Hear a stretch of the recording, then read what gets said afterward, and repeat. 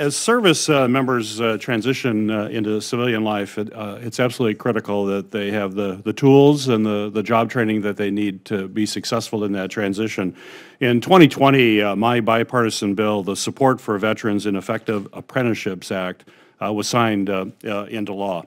What the law did is it increases veterans' access to financial assistance they can use in connection with an apprenticeship program, and requires apprenticeships to factor in the skills, the training, and the experiences they gain through military service, which is often extensive, and helps the veteran get placed in those apprenticeships. But the fact remains that for veterans to use their GI Bill benefits on these programs, they have to actually be aware of apprenticeships in the first place and how those GI funds can be used to help them get that training to transition. This committee, as part of the FY23 VA funding legislation, directed the VA to take additional actions to promote awareness and increased utilization of apprenticeships among veterans. So my question for you, sir, is what is the VA doing to ensure veterans are aware of the opportunity to use GI Bill benefits on apprenticeship programs, and how does your FY25 budget request support further outreach to these individuals? Yeah. Both the general education program at VBA and the VRNE, the Veteran Readiness and Employment programming at VBA, because of the committee's requirements, have enhanced and have specific targets to increase enhancement of communication around apprenticeship options. So the budget fully funds those because it fully funds our programming for both. And we will begin to see data on the uptake of that. And we'll accumulate that data and share that with you over the course of the coming year. Great, I appreciate that. I also want to ask you a couple of questions related to VA Inspector General investigations.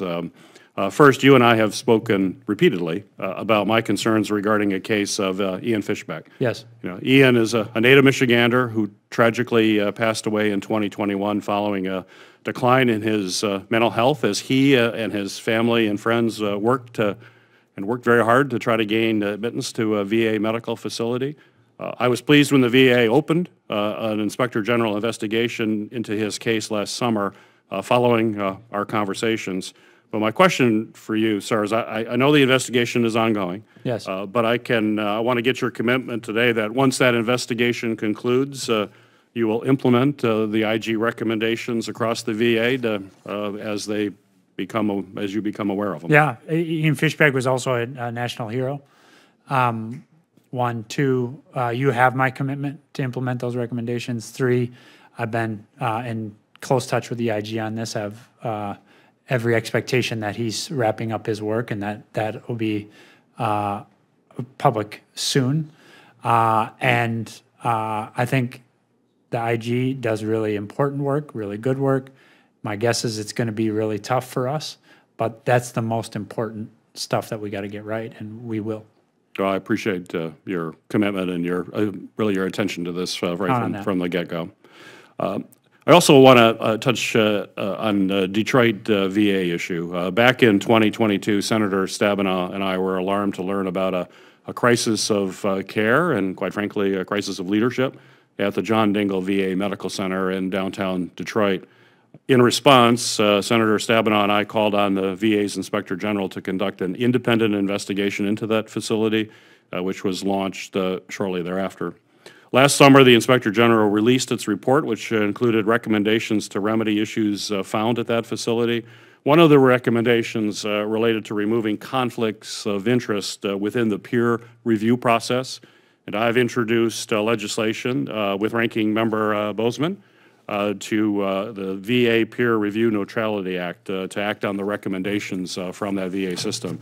So my question for you, sir, is can you provide an update today on the Detroit VA's implementation of the recommendations contained within the Inspector General? Yeah, thanks so much. I just talked to our VISN director this morning. She just happened to have her monthly update with Chris Colley, the VAMC director in Detroit yesterday. Importantly, on your question, recommendations 1, 2, and 8 are still open. 1 and 2 really relate to oversight of the surgery department and data collection in there. The next in that department The next meeting with the IG is on the 10th of June. I hope that we can close those out or get closer to closing those out by then. Recommendation 8 relates to the demand from the IG that we get a permanent executive leadership team in place. So that's, and he has, I think, a numeric goal or a time elapsed goal on that. So we just need time on that. So that's not yet closed, but I hope it will be, because our permanent executive med center director, Chris Colley, is doing a really fine job.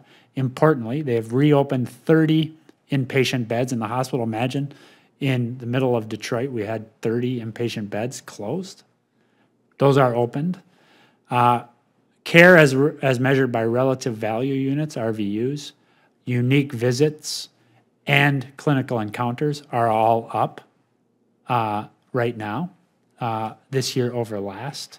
Again, an indication of the seriousness of that leadership team and the staff's interest in getting that group functioning, that team functioning again. And for the first time in anybody's history, they're also helping with caseload management with Saginaw, with Battle Creek, in a way that we have long expected them to, but they have not done. Similar to the way Ann Arbor helps manage caseflow for veterans, functioning as the high-level facility that they should be. So nothing's permanent. Obviously, we have to stay on top of this, but those are indications, I think, that we're making progress. Right. Well, thank you. Thank you for continuing to work on that. Thank you, Mr. Chair.